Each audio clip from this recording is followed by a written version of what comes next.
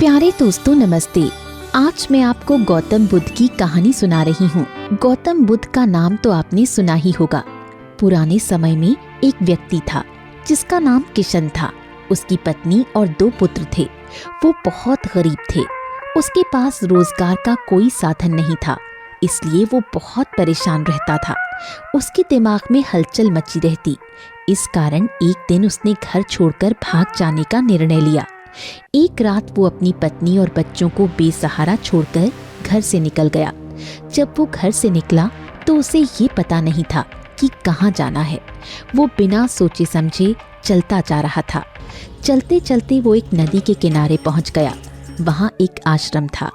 पूछने पर पता चला कि वो भगवान बुद्ध का आश्रम है, जो अपने शिष्यों के साथ वहाँ ठहरे हुए थे। बुद्ध का नाम सुनकर उसने संन्यास लेने का निर्णय किया और सोचा, मैं भगवान बुद्ध का शिष्य बनकर उनके साथ ही विचरण करूंगा। वो कुटिया के अंदर जाकर भगवान के चरणों में बैठ गया और प्रार्थना करने लगा, मुझे अपना शिष्य बनाकर अपनी शरण में ले लीजिए। बुद्ध ने करुणा दिखाते हुए दीनहीन किशन को अपना शिष्य बना लिया। जब भगवान बुद्ध ने अपने शिष्यों के साथ वहां से प्रस्थान किया तो किशन भी उनके साथ चल पड़ा। गर्मी पड़ रही थी। चलते चलते वो लोग एक जंगल के मध्य से गुजरे। थकान के कारण विश्राम के लिए वो सब एक पेड़ के नीचे बैठ गए। भीषण गर्मी के कारण बुद्ध को जोरों की प्यास लगी। उन्होंने किशन से कहा, पास में एक तालाब है, तुम वहाँ से पीने के लिए पानी ले आओ। किशन मटका लेकर तालाब से पानी लेने पहुँचा।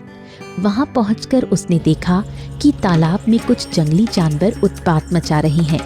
उसे देखते ही सभी जानवर डरकर भाग गए। किशन ने देखा कि जानवरों के उत्पात मचाने के कारण सरोवर का जल मैला हो गया था।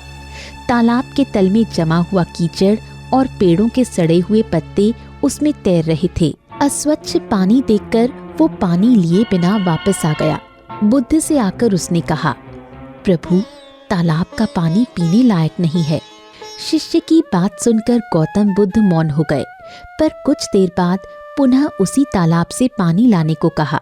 भगवान बुद्ध की आज्ञा का पालन करने वो फिर तालाब की ओर गया। रास्ते में वो सोच रहा था कि भगवान उस गंदे पानी को कैसे पिएंगे। जब वो तालाब पर पहुंचा तो हैरान रह गया। तालाब का पानी बिल्कुल स्वच्छ और निर्मल हो गया था। उसने मटके में पानी भरा और बुद्ध के पास ले आया।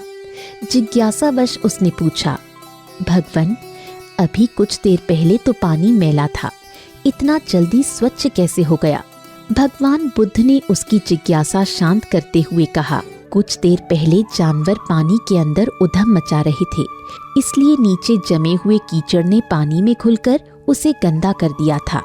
जब जानवर चले गए तो पानी शांत हो गया, कीचड़ नीचे बैठ गया और पानी फिर से निर्मल हो गया। बुद्ध ने आगे कहा, मनुष्य की मन की स्थिति भी इसी तरह होती है।